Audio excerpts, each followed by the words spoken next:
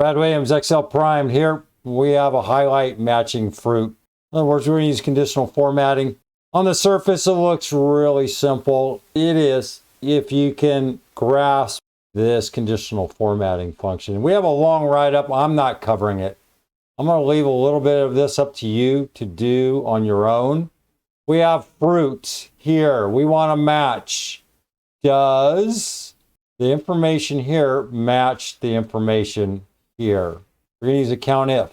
Because this is all behind the scene, I built this little example here. We have an F9, so this thing's going to drive you nuts, but it serves a purpose. We have name ranges, number 754, matching 754. It's critical here, notes that we're not enclosing anything in absolute term. Why?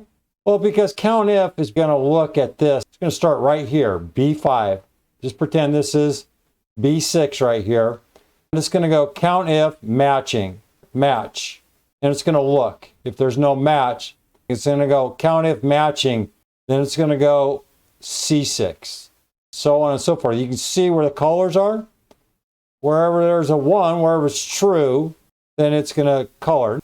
The numbers here represent, well, cherry. And how many times do we see cherry? 3. That's all COUNTIF is doing. Conditional formatting just says, I'm looking for trues and falses, and it's going to highlight this.